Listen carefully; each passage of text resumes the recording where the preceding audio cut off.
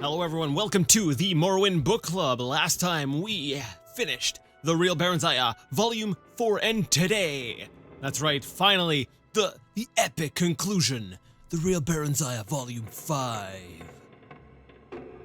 Let's begin. The Real Barenziah, Part 5 by Anonymous. Maybe we'll get a bit of an inkling as to who Anonymous is in this book. As Simichus had predicted, the theft of the Staff of Chaos had few short-term consequences. The current Emperor, Uriel Septim, sent some rather stiff messages expressing shock and displeasure at the staff's disappearance, and urging Simichus to make every effort to locate its whereabouts and communicate developments to the newly appointed Imperial Battle Mage, Jagar Tharn, in whose hands the matter had been placed, because of course it had. Tharn! Simichus thundered in disgust and frustration as he paced about the small chamber where Barenziah, now some months pregnant, was sitting serenely embroidering a baby blanket. Jagar Tharn, indeed. I wouldn't give him directions for crossing the street, not if you were a doddering old blind sot. What have you against him, love? I just don't trust that mongrel elf. Part dark elf, part high elf, and part the gods only know what. All the worst qualities of all his combined bloods. I'll warrant, he snorted. No one knows much about him. Claims he was born in southern Valenwood, of a wood elven mother. Seems to have been everywhere since... Valenwood, wait, so that's wood elf. Part dark elf, part high elf. So, there's at least 3 parts elf? Really? For some reason, I always pictured Jagar Tharn as being, especially with the name even, like, I don't know, I always pictured him as being a human. Do you see his ears in Arena? I'll have to go back and look. Anyways, Barenziah sunk in the contentment and lassitude of pregnancy. Had only been... Sunk in the contentment and lassitude of pregnancy, had only been humoring Simichus thus far. She's not really listening. But now she suddenly dropped her needlework and looked at him. Something had piqued her interest. Simichus, could this Jagar Tharn have been the nightingale disguised? See, Barenziah is so sharp! Simichus thought this over before replying, Nay, my love, human blood seems to be the one missing component in Tharn's ancestry. Interesting. To Simichus, Barenziah knew that was a flaw. I'm not sure. Actually, I don't understand this. To Simichus, Barenziah knew. To Simichus, Barenziah knew that was a flaw. Okay, so there's the 2 commas, indicating that we could probably remove this part and maintain the sentence. So to Simichus, that was a flaw. Gotcha. The Barenziah knew is just there to indicate that that's what she knows. So the sentence works without this part. Okay. So basically, since he was missing human blood, that was a flaw? Let's keep reading. Her husband despised wood elves as lazy thieves and high elves as effete intellectuals. But he admired humans, especially Bretons, for their combination of pragmatism, intelligence, and energy. The Nightingales of Ebonheart, of the Ra'athim clan, House Hlalu, the House of Mora in particular, I'll be bound. That house has had human blood in it since her time. Ebonheart was jealous that the staff was laid here when Tiber Septim took the Horn of Summoning from us. Barenziah sighed a little. The rivalry between Ebonheart and Mournhold reached back almost to the dawn of Morrowind's history. Once the 2 nations had been one, all the lucrative mines held in fief by the Ra'athims, whose nobility retained the high kingship of Morrowind. Ebonheart had split into 2 separate city-states, Ebonheart and Mournhold. When Queen Leanne's twin sons, grandsons of the legendary King Morrowind, were left as joint heirs. Okay, now this might actually explain some stuff, because I remember looking at the map in Arena and noticing that there were Ebonheart was actually, I believe, is it Ebonheart? Was located on the mainland, or Mournhold was on Vardenfell? And I remember going, oh, so they decided to move around the locations of the different towns by the time they got to Morrowind, and this might be an in-lore reason or explanation as to what happened. Anyways, at about the same time, the office of High King was vacated in favor of a temporary war leader to be named by a council in times of provincial emergency. Still, Ebonheart remained jealous of her prerogatives as the eldest city-state of Morrowind. First among equals was the phrase its rulers often quoted, and claimed that rightful guardianship of the Staff of Chaos should have been entrusted to its ruling house. Mournhold responded that King Morlin himself had placed the staff in the keeping of the god Ethin, and Mournhold was unarguably the god's birthplace. Why not tell Jagar Tharn of your suspicions then? Let him recover the thing. As long as it's safe, what does it matter who recovers it or where it lies? Okay, so she's saying this to Simichus. Basically, okay, you don't think that Jagar Tharn is the Nightingale, so yeah, well then why don't you go ahead and tell him of your suspicions of whatever happened? Simichus stared at her without comprehension. It matters, he said softly after a while, but I suppose not that much. Pride. I think that's what. At least that's what I understand that as. He added, certainly not enough for you to concern yourself further with it. You just sit there and tend to your. And here he smiled at her wickedly. Embroidery. Barenziah flung the sampler at him. It hit him just square in the face, needle, thimble, and all. Yes! He had it coming. In a few more months, Barenziah gave birth to a fine son, whom they named Helseth. Nothing more was heard of the Staff of Chaos or the Nightingale. If Ebonheart had the staff in its possession, they certainly did not boast of it. The years passed swiftly and happily. Helseth grew tall and strong. He was much like his father, whom he worshipped. When Helseth was 8 years old, Barenziah bore a second child, a daughter, to Simichus' lasting delight. Helseth was his pride, but little Morgaiah. Wait, that name. Named for Simichus' mother, held his heart. Sadly, the birth of Morgaiah was not the harbinger of better times ahead. Relations with the Empire slowly deteriorated, for no apparent reason. Taxes were raised, and quotas increased with each passing year. Simichus felt that the Emperor suspected him of having had a hand in the staff's disappearance, and sought to prove his loyalty by making every effort to comply with the escalating demands. He lengthened working hours and raised tariffs, and even made up some of the difference from both the royal exchequer and their own private holdings. But the levies multiplied, and commoners and nobles alike began to complain. It was an ominous rumble. I want you to take the children and journey to the Imperial City, Simichus said at last in desperation one evening after dinner. You must make the Emperor listen, else all Mournhold will be up in revolt come spring. He grinned forcibly. You have a way with men, love. You always did. Barenziah forced a smile of her own. Even with you, I take it. Yes, especially with me, he acknowledged amiably. Both children? Barenziah looked over toward a corner window where Helseth was strumming a lute and crooning a duet with his little sister. Helseth was 15 by then, Morgaiah 8. They might soften his heart. Besides, it's high time Helseth was presented before the Imperial Court. Perhaps, but that's not your true reason. Barenziah took a deep breath and grasped the nettle. You don't think you can keep them safe here. If that's the case, then you're not safe here, either. Come with us, she urged. He took her hands in his. Barenziah, my love, heart of my heart. If I leave now, there will be nothing for us to return to. Don't worry about me. I'll be all right. I can take care of myself, and I can do it better if I'm not worrying about you or the children. Barenziah laid her head against his chest. Just remember that we need you. I need you. We can do without the rest of it if we have each other. Empty hands and empty bellies are easier to bear than an empty heart. She started to cry, thinking of the Nightingale and that sordid business with the staff. My foolishness has brought us to this pass. He smiled at her tenderly. If so, 'tis not so bad a place to be. His eyes rested indulgently on their children. None of us shall ever go without, or want for anything, ever. Ever, my love, I promise you. I cost you everything once, Barenziah.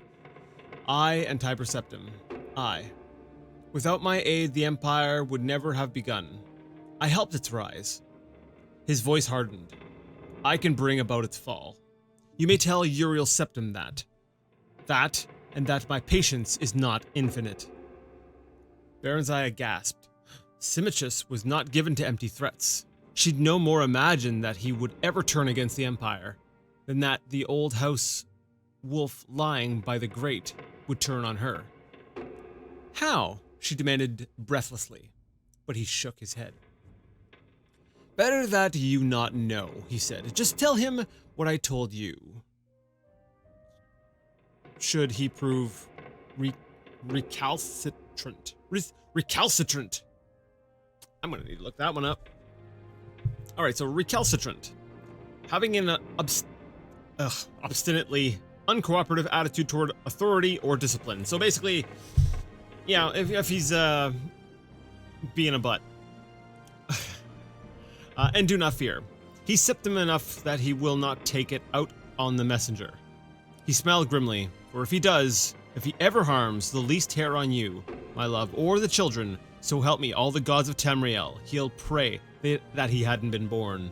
I'll hunt him down, him and his entire family, and I won't rest until the last septim is dead. Because we know that Simichus is rather the vengeful fellow, and he plays the long game. The red dark elven eyes of Simichus gleamed brightly in the ebbing firelight. I plight you that oath, my love, my queen, my Barenziah. Barenziah held him as tight as she could, but in spite of the warmth in his embrace, she couldn't help shivering. Barenziah stood before the Emperor's throne, trying to explain Mournhold's straits. She'd waited weeks for an audience with Uriel Septim, having been fobbed off on this pretext or that. His Majesty is indisposed. An urgent matter demands His Excellency's attention. I am sorry, Your Highness. There must be some mistake. Your appointment is for next week. No, see. And now it wasn't even going well. The Emperor did not even make the slightest pretense at listening to her. He hadn't invited her to sit, nor had he dismissed the children. Halseth stood still as a carven image, but little Morgaya had begun to fuss. The state of her own mind didn't help her any. Shortly upon arrival at her lodgings, the Mournholdian ambassador to the Imperial City had demanded entry, bringing with him a sheaf of dispatches from Simichus. Bad news, and plenty of it. The revolt had finally begun. The peasants had organized around a few disgruntled members of Mournhold's minor nobility, and were demanding Simichus step down and hand over the reins of government. Only the Imperial Guard and a handful of troops, whose families had been retainers of Barenziah's house for generations, stood between Simichus and the rabble. Hostilities had already broken out, but apparently Simichus was safe and still in control. Not for long, he wrote. He entreated Barenziah to try her best with the Emperor, but in any case, she was to stay in the Imperial City until he wrote to tell her it was safe to go back home with the children. She had tried to barge her way through the Imperial bureaucracy with little success, and to add to her growing panic, all news from Mournhold had come to a sudden stop. Tottering between rage at the Emperor's numerous major domos and fear of the fate awaiting her and her family, the weeks had passed by tensely, agonizingly, remorselessly. Then one day, the Mournholdian ambassador came calling to tell her she should expect news from Simichus the following night at the latest. Not through the regular channels, but by Nighthawk. Seemingly by the same stroke of luck, she was informed that same day by a clerk from the Imperial Court that Uriel Septim had finally consented to grant her an audience early on the morrow. The Emperor had greeted the three of them when they came into the audience chamber with a too bright smile of welcome that nonetheless didn't reach his eyes. Then, as she presented her children, he had gazed at them with a fixed attention that was real yet somehow inappropriate. Barenziah had been dealing with humans for nearly 500 years now, and had developed the skill of reading their expressions and movements that was far beyond what any human could ever perceive. Try as the Emperor might to conceal it, there was a hunger in his eyes, and something else. Okay, wait a second. She'd been dealing with humans for nearly 500 years now. judging by the date in Arena, the fact that we started off with Alexis being incredibly young in Arena, and I believe there's what, a 400-year jump from Skyrim, from Oblivion to Skyrim. I don't understand when people are messaging me and saying that there's no way you could have the same character that could go through the entire playthrough. They don't live that long, because we have evidence right here that Barenziah has been dealing with humans for nearly 500 years now. Like, I don't know. I think it should work. Anyways, for more on that, watch the regular episodes of the Let's Play. Barenziah had been dealing with humans for nearly 500 years now and had developed the skill of reading their expressions and movements that was far beyond what any human could ever perceive. Try as the Emperor might to conceal it, there was a hunger in his eyes and something else. Yeah. Regret? Yes, regret, but why? He had several fine children of his own. Why covet hers? And why look at her with such a vicious, however brief, yearning? Perhaps he had tired of his consort. Humans were notoriously, though predictably, inconstant. After that one long burning glance, his gaze had shifted away as she began to speak of her mission and the violence that had erupted in Mournhold. He sat still as stone throughout her entire account. Puzzled at his inertia and vexed no end, Barenziah stared into the pale, set face, looking for some trace of the septums she'd known in the past. She didn't know Uriel Septim well, having met him once when he was still a child, and then again at his coronation 20 years before. Twice, that was all. He'd been a stern and dignified presence at the ceremony, even as a young adult. Yet not icily remote, as this more mature man was. In fact, despite the physical resemblance, he didn't seem to be the same man at all. Not the same, yet something about him was familiar to her. More familiar than it should be, some trick of posture or gesture. Suddenly, she felt very hot, as if lava had been poured over her. Illusion. She had studied the arts of illusion well since the Nightingale had deceived her so badly. She had learned to detect it, and she felt it now as certainly as a blind man could feel the sun on his face. Illusion. But why? Her mind worked furiously even as her mouth went on, reciting details about Mournhold's troubles. Vanity? Humans were oft as ashamed at the signs of aging as elves were proud to exhibit them. Yet the face Uriel Septim wore seemed consistent with his age. Barenziah dared use none of her own magic. Even petty nobles had means of detecting magicka, if not actually shielding themselves from its effects within their own halls. The use of sorcery here would bring down the Emperor's wrath as surely as drawing a dagger would. Magic. Illusion. Suddenly she was brought to mind of the Nightingale, and then he was sitting before her. Then the vision changed, and it was Uriel Septim. He looked sad, trapped. And then the vision faded once more, and another man sat in his place, like the Nightingale, and yet unlike. Pale skin, bloodshot eyes, elven ears, and about him a fierce glow of concentrated malice, an aura of eldritch energy, a horrible destructive shimmer. This man was capable of anything. I have a feeling that we might need to, we'll say, retcon this passage in a little bit. And then once again, she was looking into the face of Uriel Septim. How could she be sure she wasn't imagining things? Perhaps her mind was playing tricks on her. She felt a sudden vast weariness, as if she'd been carrying a heavy burden too long and too far. She decided to abandon her earnest narrative of Mournhold's ills, as it was quite plainly getting her nowhere, and switch back to pleasantry. Pleasantry, however, with a hidden agenda. Do you remember, sire? Simichus and I had dinner with your family shortly after your father's coronation. You were no older than tiny Morgai here. We were greatly honored to be the only guests that evening. Except for your best friend Justin, of course. Yes, the Emperor said, smiling cautiously. Very cautiously. I do believe I recall that. You and Justin were such friends, Your Majesty. I was told he died not long after. A great pity. Indeed, I still do not like to speak of him. His eyes turned blank, or blanker if it had been possible. As for your request, milady, we shall take it under advisement and let you know. Barenziah bowed, as did the children. A nod from the Emperor dismissed them, and they backed away from the Imperial presence. They took a deep breath when they emerged from the throne room. Justin had been an imaginary playmate, although young Uriel had insisted a place be set for Justin at every meal. Not only that, Justin, despite the boyish name, had been a girl. Ah. Okay, so that would mean that Uriel had an imaginary playmate named Justin. Okay, so that's okay, cool. Simichus had kept up the joke long after she had gone the way of imaginary childhood friends, inquiring after Justin's health whenever he and Uriel Septim met, and being responded to in as mock-serious a fashion. The last Barenziah had heard of Justin several years ago. The Emperor had evidently joked elaborately to Simichus that she had met an adventurous, though incorrigible Khajiit youth, married him, and settled down in Lilandril to raise fire ferns and mugworts. The man sitting on the Emperor's divan was not Uriel Septim. The Nightingale? Could it be? Yes! Yes!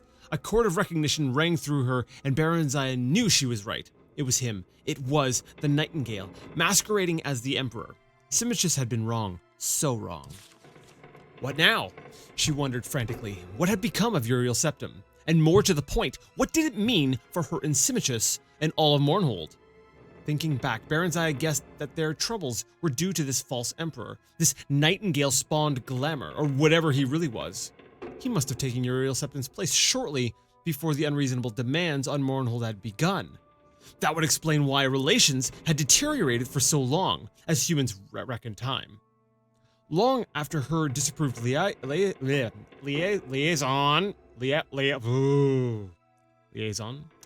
with Tiber Septim, the Nightingale knew of Simichus' famed loyalty to and knowledge of the Septim House, and was effecting a preemptive strike. If that were the case, they were all in terrible danger. She and the children were in his power here in the Imperial City, and Simichus was left alone to deal with troubles of the Nightingale's brewing in Mournhold. What must she do? Barenziah impelled the children ahead of her, a hand on each shoulder, trying to stay cool, collected her ladies-in-waiting and personal knights escort trailing behind. Finally, they reached their waiting carriage. Even though their suite of rooms was only a few blocks from the palace, royal dignity forbade travel on foot for even short distances. And for once, Barenziah was glad of it. The carriage seemed a kind of refuge now, false as she knew the feeling must be. A boy dashed up to one of the guards and handed him a scroll, then pointed towards the carriage. The guard brought it to her. The boy waited, eyes wide and shining. The epistle was brief and complimentary, and simply inquired if King Eadwire of Wayrest of the province of High Rock might be granted an audience with the famed Queen Barenziah of Mournhold, as he had heard much of her and would be pleased to make her acquaintance. Barenziah's first impulse was to refuse. She wanted only to leave the city. Certainly she had no inclination toward any dalliance with a dazzled human. She looked up, frowning, and one of the guards said, "Milady, the boy says his master awaits your reply yonder." She looked in the direction indicated and saw a handsome elderly man on horseback, surrounded by half-dozen courtiers and cavaliers. He caught her eye and bowed, respectfully, taking off a plumed hat. "Very well," Barenziah said to the boy on impulse. "Tell your master he may call on me tonight after the dinner hour." King Eadwire looked polite and grave, and rather worried, but not in the least love-struck. At least that was something, she thought, pensively. Barenziah stood at the tower window, waiting. She could sense the familiar's nearness, but though the night sky was clear as day to her eyes, she could not yet see him. Then, suddenly, he was there, a swift-moving dot beneath the wispy night clouds. A few more minutes, and the great nighthawk finished its descent, wings folding, talons reaching for her thick leather armband. She carried the bird to its perch, where it waited, panting as her impatient fingers felt for the message secured in a capsule on one leg. The hawk drank mightily from the water till she had done, then ruffled its feathers and preened secure in her presence. A tiny part of her consciousness shared its satisfaction at a job well done, mission accomplished, and rest earned. Yet, beneath it all was unease. Things were not right, even to its humble avian mind. Her fingers shook as she unfolded the thin parchment and pored over the cramped writing. Not Simichus' bold hand. Barenziah sat, slowly, fingers smoothing the document while she prepared her mind and body to accept disaster calmly, if disaster it would be. Disaster it was. The Imperial Guard had deserted Simichus and joined the rebels. Simichus was dead. The remaining loyal troops had suffered a decisive defeat. Simichus was dead. The rebel leader had been recognized as King of Mournhold by Imperial envoys. Simichus was dead. Barenziah and the children had been declared traitors to the Empire, and a price set on their heads. Simichus was dead. So the audience with the Emperor earlier that morning had been nothing but a ruse, a charade. The Emperor must have already known. She was just being strung along, told to stay put, take things easy. Milady, Queen, enjoy the Imperial City and the delights it has to offer. Do make your stay as long as you want. Her stay, her detention, her captivity, and in all probability her impending arrest. She had no delusions about her situation. She knew the Emperor and his minions would never let her leave the Imperial City, ever again. At least, not alive. Simichus was dead. Milady? Barenziah jumped, startled by the servant's approach. What is it? The Breton is here, milady. King Eadwire. The woman added helpfully, noting Barenziah's incomprehension. She hesitated. Is there news, milady? She said, nodding toward the Nighthawk. Nothing that will not wait. Barenziah said quickly, and her voice seemed to echo in the emptiness that suddenly yawned, like a gaping abyss inside her. See to the bird. She stood up, smoothed her gown, and prepared to attend on her royal visitor. She felt numb as the stone walls around her, numb as the quiescence of the night air, numb as a lifeless corpse. Simichus was dead. King Eadwire greeted her gravely and courteously, if a bit fulsomely. He claimed to be a fervent admirer of Simichus, who figured prominently in his family's legends. Gradually, he turned the conversation to her business with the Emperor. He inquired after details and asked if the outcome had been favorable to Mournhold. Finding her non-committal, he suddenly blurted out, "Milady Queen, you must believe me. The man who claims himself the Emperor is an impostor. I know it sounds mad, but No," Barenziah said with sudden decisiveness. "You are entirely correct, my Lord King. I know." Eadwire relaxed into his seat for the first time, eyes suddenly shrewd. "You know? You're not just humoring someone you might think is a madman?" "I assure you, my lord, I am not." She took a deep breath. "And who do you surmise is dissembling as the Emperor?" "The Imperial battle mage Jagar Tharn." "Ah, my Lord King, have you perchance heard of someone called the Nightingale?" "Yes, milady, as a matter of fact I have. My allies and I believe him to be one and the same man as the renegade Tharn." "I knew it!" Barenziah stood up and tried to mask her upheaval. "The Nightingale! Jagar Tharn! Oh, but the man was a demon, diabolical and insidious, and so very clever. He had contrived their downfall seamlessly, perfectly. Simichus, my Simichus." Eadwire coughed, diffidently. "Milady, we need your aid." Barenziah smiled grimly at the irony. "I do believe I should be the one saying those words. But go on, please. Of what assistance might I be, my Lord King?" Quickly, the monarch outlined a plot. The mage Rhea Silmain, of late apprenticed to the vile Jagar Tharn, had been killed and declared a traitor by the false emperor. Yet she had retained a bit of her powers and could still contact a few of those she had known well on the mortal plane. She had chosen a champion who would undertake to find the Staff of Chaos, which had been hidden by the traitor's sorcerer in an unknown site.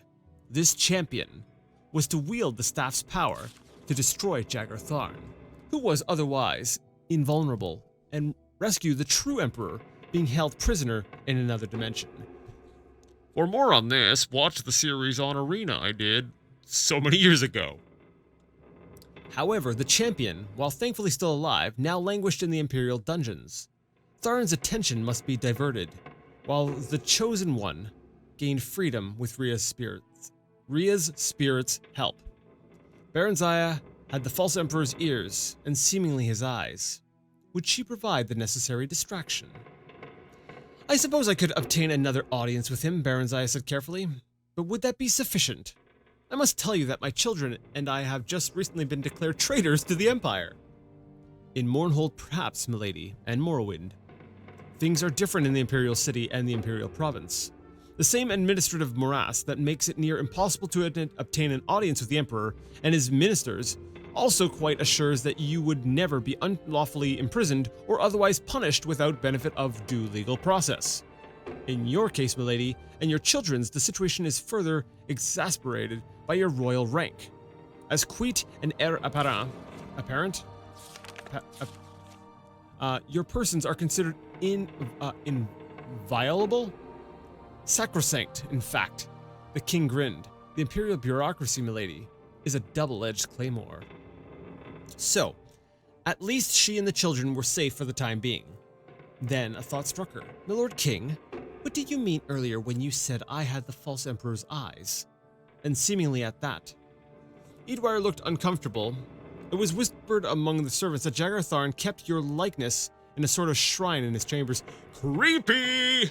I see. Her thoughts wandered momentarily to that insane romance of hers with the Nightingale. She had been madly in love with him. Foolish woman. And the man she had once loved had caused to be killed the man she truly did love. One more time. And the man she had once loved had caused to be killed the man she truly did love. Did love. Loved. He's gone now. She still couldn't bring herself to accept the fact that Simichus was dead. But even if he is, she told herself firmly, my love is alive and remains. He would always be with her, as would the pain of living the rest of her life without him, the pain of trying to survive each day, each night, without his presence, his comfort, his love. The pain of knowing he would never see his children grow into a fine pair of adults, who would never know their father, how brave he was, how strong, how wonderful, how loving, especially little Morgaya. And for that, for all you have done to my family, Nightingale, you must die. Does that surprise you? Edwire's words broke into her thoughts. What? Does what surprise me? Your likeness in Tharn's room. Oh! Her features set imperturbably. Yes and no. Edwire could see from her expression that she wished to change the subject. He turned once again to their plans. Our chosen one may need a few days to escape, milady. Can you gain him a bit more time? Going forward, we're going to sort of retcon or rewrite this to make it fit our own canon of this playthrough, because they're referring to Alexis, the character we're currently playing. You trust me in this, my lord king? Why? We are desperate, milady. We have no choice, but even if we did, why, yes. Yes, I would trust you. I do trust you. Your husband has been good to my family over the years. The Lord Simichus is dead. What? Barenziah related the recent events quickly and coolly. Milady, queen, but how dreadful! I'm so sorry. For the first time, Barenziah's glacial poise was shaken. In the face of sympathy, she felt her outward calm start to crumble. She gathered her composure and willed herself to stillness. Under the circumstances, milady, we can hardly ask. Nay, good my lord. Under the circumstances, I must do what I may to avenge myself upon the murderer of my children's father. A single tear escaped the fortress of her eyes. She brushed it away impatiently. In return, I ask only that you protect my orphan children as you may. Edwire drew himself up. His eyes shone. Willingly do I so pledge, most brave and noble queen. The gods of our beloved land, indeed Tamriel itself, be my witness. His words touched her absurdly, yet profoundly. I thank you from my heart and my soul. good my lord, King Edwire. You have mine and my children's everlasting gratitude. She broke down. She did not sleep that night, but sat in a chair beside her bed, hands folded in her lap, thinking deep and long into the waxing and waning of the darkness. She would not tell the children, not yet, not until she must. She had no need to seek another audience with the Emperor. A summons arrived at first light. She told the children she expected to be gone a few days, bade them give the servants no trouble, and kissed them goodbye. Morgaya whimpered a bit. She was bored and lonely in the Imperial City. Halseth looked dour but said nothing. He was very like his father. His father. At the Imperial Palace, Barenziah was escorted not into the great audience hall, but to a small parlor where the Emperor sat at a solitary breakfast. He nodded a greeting and waved his hand toward the window. Magnificent view, isn't it? Barenziah stared out over the towers of the great city. It dawned on her that this was the very chamber where she'd first met Tiber Septim all those years ago. Centuries ago. Tiber Septim, another man she had loved. Who else had she loved? Simichus, Tiber Septim, and Straw. She remembered the big blonde stable boy with sudden and intense affection. She never realized it till now, but she had loved Straw. Only she had never let him know. She had been so young then. Those had been carefree days. Halcyon days. Is that Halcyon? Is that how you would say that?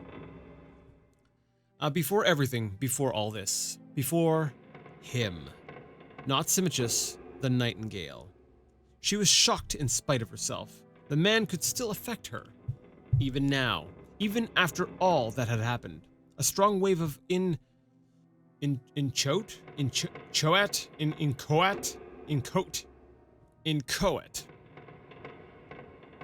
Yeah, that's what I'm going with.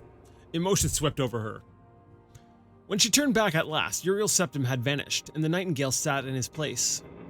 You knew, he said quietly, scanning her face. You knew, instantly. I wanted to surprise you. You might at least have pretended. Barenziah spread her arms, trying to pacify the maelstrom churning deep inside her.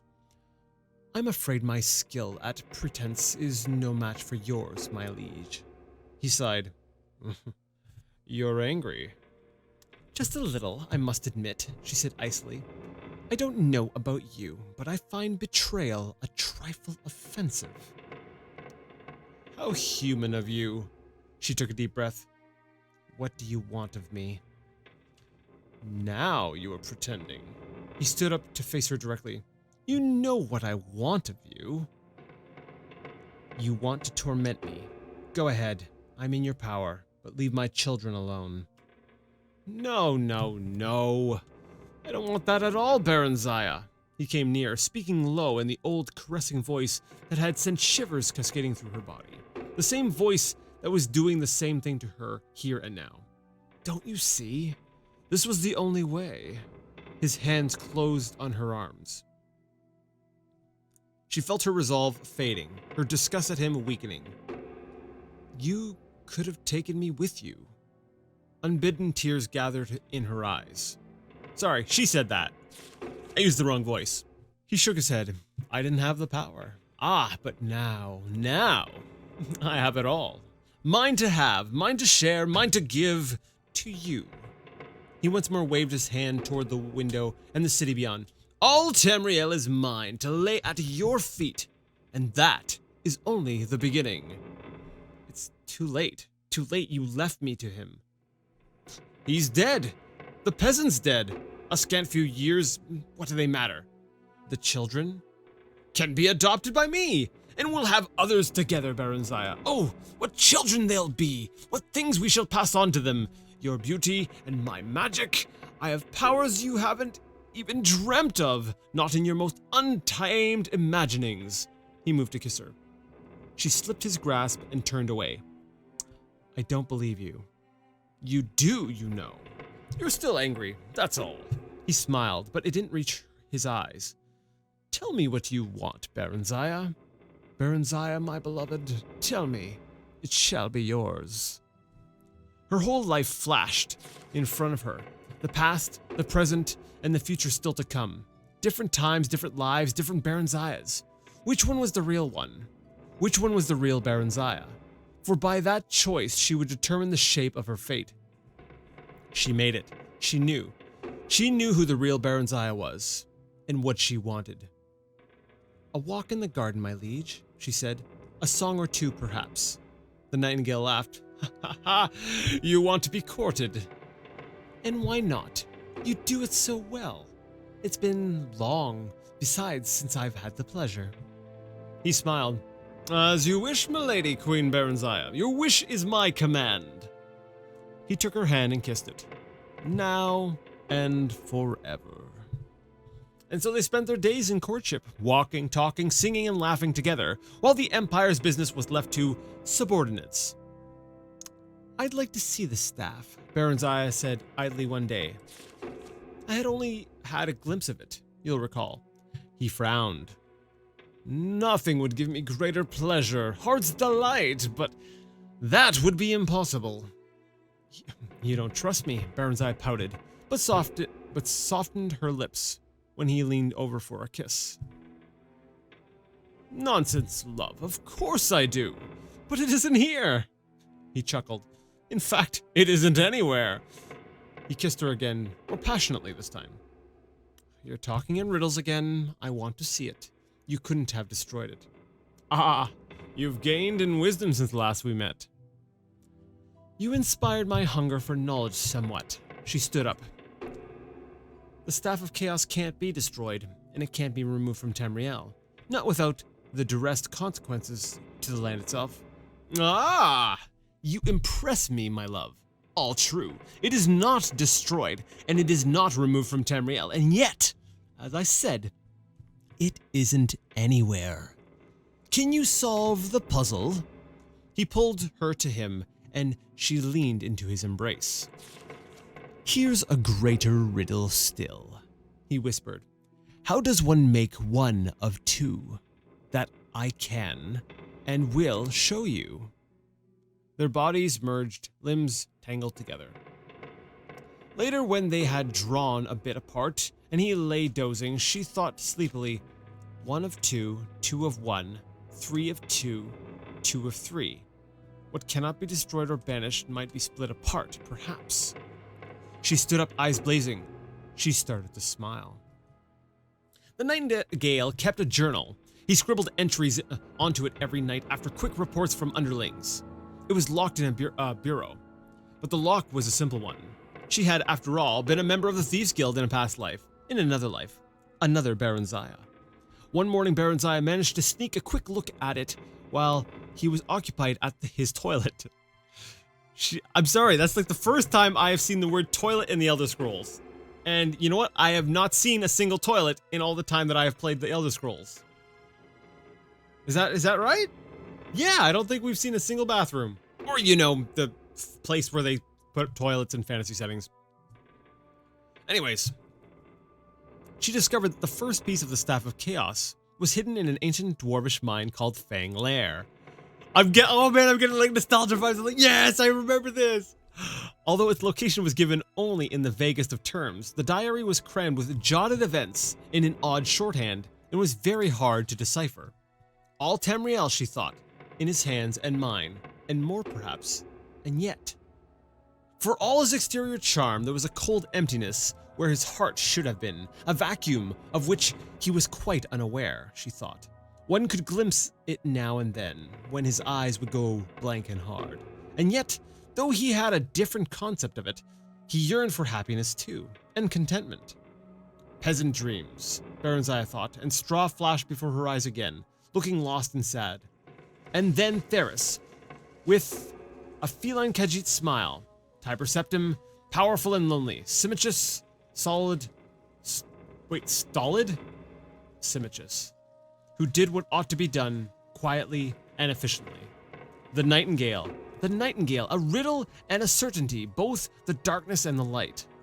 The Nightingale, who would rule all, and more, and spread chaos in the name of order. Barenziah got reluctant leave from him to visit her children, who had yet to be told of their father's death, and of the Emperor's offer of protection. She finally did, and it wasn't easy. Morgaya clung to her for what seemed an era, sobbing wretchedly, while Helseth ran off into the garden to be alone, afterward refusing all her attempts to speak to him on the subject of his father, or even to let her hold him to her breast. Eadwire called on her while she was there. She told him what she had discovered so far, explaining that she must remain a while yet and learn more as she could. The Nightingale teased her about her elderly admirer. He was quite aware of Eadwire's suspicion, but he wasn't the least bit perturbed, for no one took the old fool seriously. Barenziah even managed to arrange a reconciliation of sorts between them. Eadwire publicly recanted his misgivings, and his old friend, the Emperor, forgave him. He was afterward invited to dine with them at least once a week. The children liked Eadwire, even Helseth, who disapproved of his mother's liaison with the Emperor and consequently detested him. He had become surly and temperamental as the days passed, and frequently quarreled with both his mother and her lover. Eadwire was not happy with the affair either, and the Nightingale took great delight at times in openly displaying his affection for Barenziah just to nettle the old man. They could not marry, of course, for Uriel Septim was already married. At least, not yet. The Nightingale had exiled the Empress shortly after taking the Emperor's place, but had not dared harm her. She was given sanctuary by the Temple of the One. It had been given out that she was suffering from ill health, and rumors had been circulated by the Nightingale's agents that she had mental problems. The Emperor's children had likewise been dispatched to various prisons all across Tamriel disguised as schools. "She'll grow worse in time," Nightingale said carelessly, referring to the Empress and eyeing Barenziah's swollen breasts and swelling belly with satisfaction. What? As for their children, well, life is full of hazards, isn't it? We'll be married, your child will be my true heir. Okay.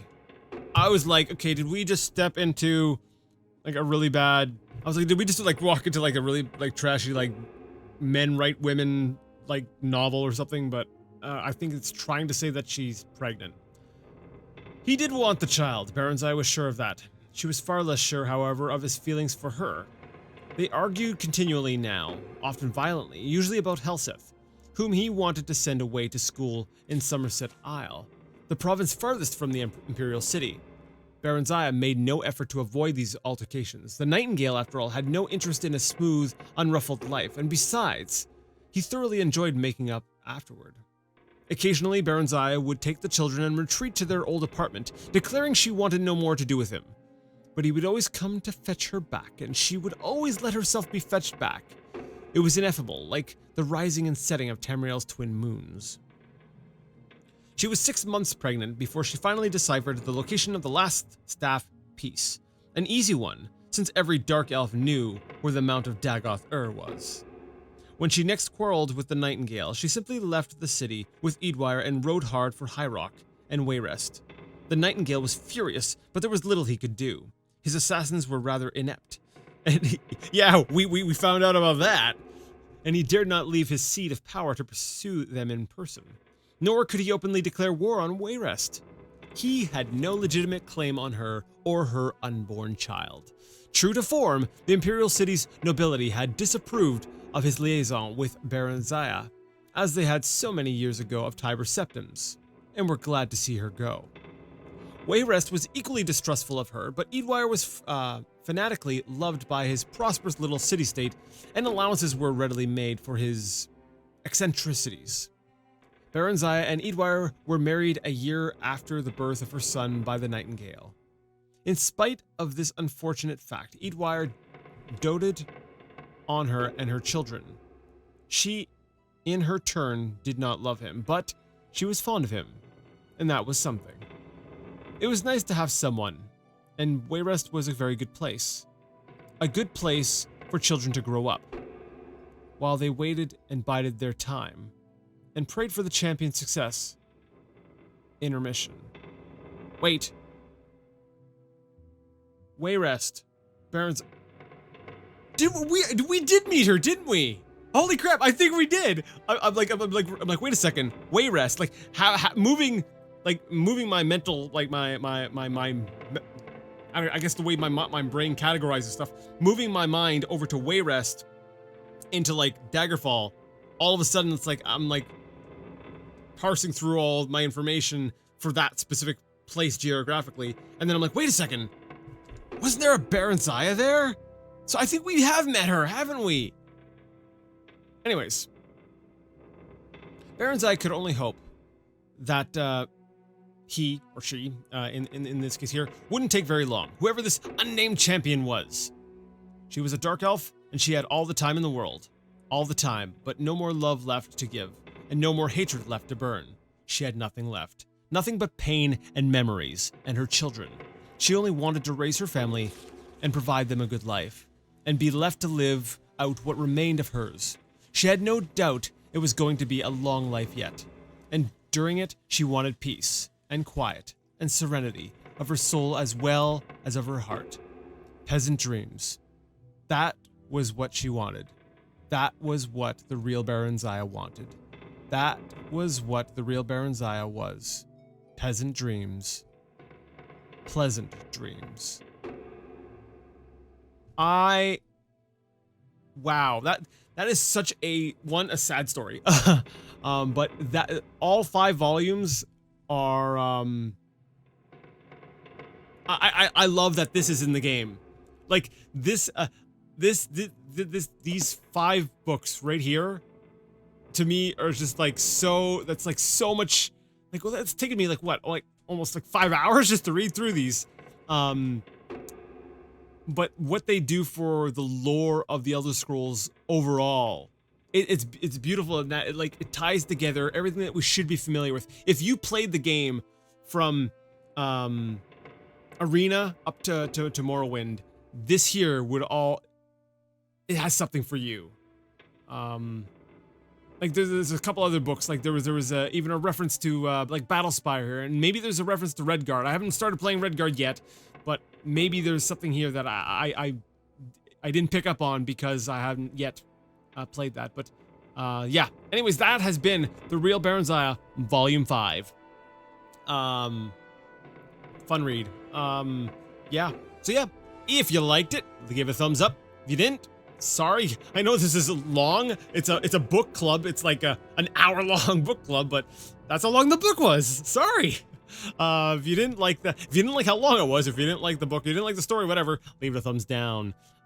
Either way, let me know what you thought in the comment section. And until next time, I would like to ask you all to game on.